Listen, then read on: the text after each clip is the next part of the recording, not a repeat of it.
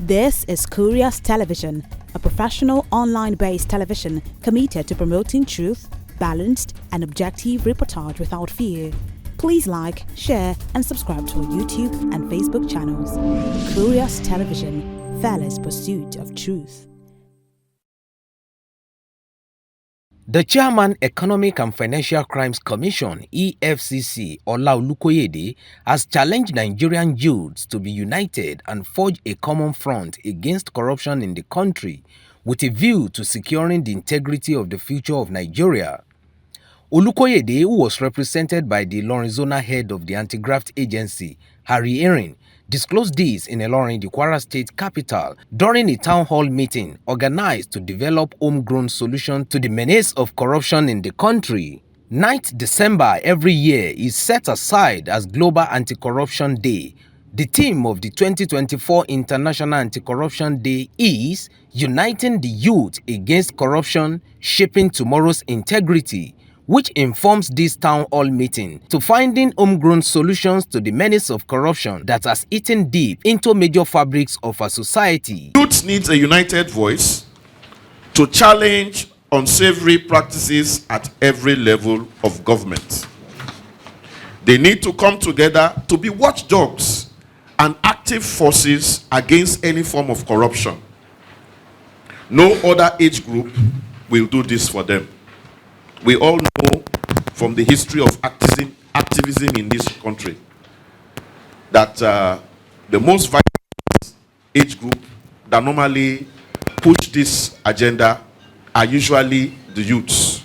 If you look at the history of even the political structure of Nigeria, it was the youth that championed activism in Nigeria. It is for this reason that they need to forge a united front against corruption. I think most cause of economic and financial crime is unemployment. For example, when a youth spend most of his years learning from the basic to the higher institution, and after then he was unable to secure a job, a paid job, then he might likely become a Yahoo. Well, God has said in the Holy Quran, God is not going to change the condition of the people until when they are ready to change by themselves. All of us, including me. See, corruption will always fight back. When I started, it was not an easy task for me.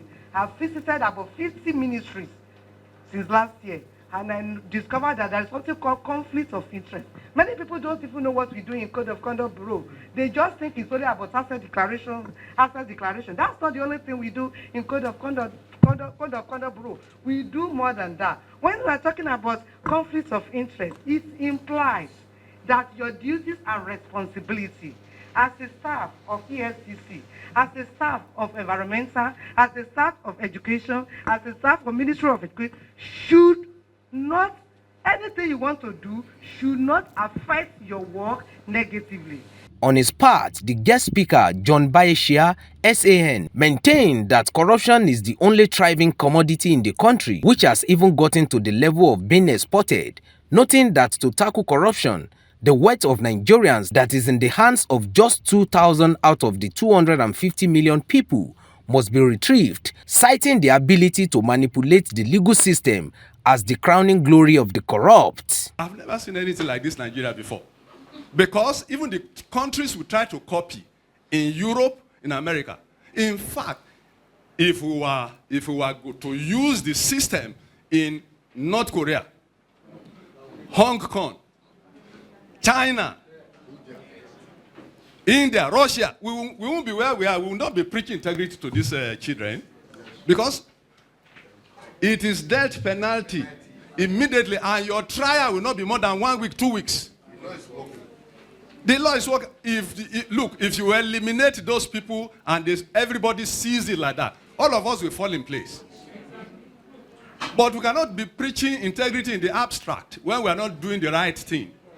You know, there is a statistic or a study that said that the wealth of this nation, we are about 220 or 250 now, million people. The wealth of the nation is in the hands of only 2,000 people. The wealth of the Nigerian nation, these 2,000 people are wealthier, they have more money than Nigeria. If the money in their hands, if we can get it, we don't ever need to borrow a kobo from anywhere. To frustrate and manipulate the legal system is the crowning glory of the corrupt. As may be expected, this has left many legal practitioners and law courts tainted in an ugly way. That corruption has become the biggest industry in Nigeria. Corruption is the only thriving industry in Nigeria, and we export corruption. We don't manufacture anything. We don't, even the oil that we have, instead of exporting to get money to take care of you and I, they are now stealing it from the source. We need to maintain constant engagement process with them. There should be always an engagement process interface where we let them know the wrongs and the right. But now, after this seminar, we are making it yearly event. Before the year comes around, now they are already gone to another thing. So constant engagement, one thing. The consensus at the town hall engagement with the youth and other stakeholders in the fight against corruption in the country was that integrity can never be preached in abstract. Nigeria needs to emulate the model of developed countries like Russia and others. This is Curious Television, a professional online-based television committed to promoting truth, balanced and objective reportage without fear. Please like, share and subscribe to our YouTube and Facebook channels. Curious Television, fearless pursuit of truth.